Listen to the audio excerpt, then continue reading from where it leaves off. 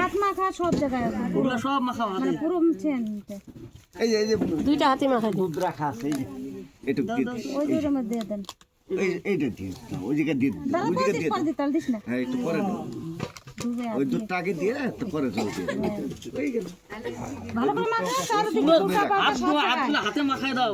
এই হাতের মধ্যে হাত হ্যাঁ ভালো করে। পুরো হাত ওই যে উপরে ইসে মাখা। পুরো হাত দুই হাত সুন্দর করে মাখাই দাও। ভালো করে মাখা ঠান্ডার দিনে যদি সর্দি না লাগলো তাহলে আর কি মাখা? তাহলে মশলাটা নিয়ে মাখা মশলাটা দাও কোনটি তো 5টা আছেই। স্বাদ হবে না নে রান্দানি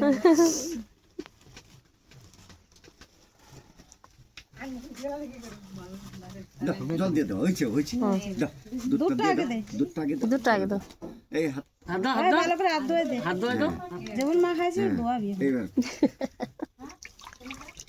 তার সারি সুবিধা তারপরে যে রুমাল আছে না গামছা আছে ও যে গামছাটা বোন নিয়ে ওই গামছা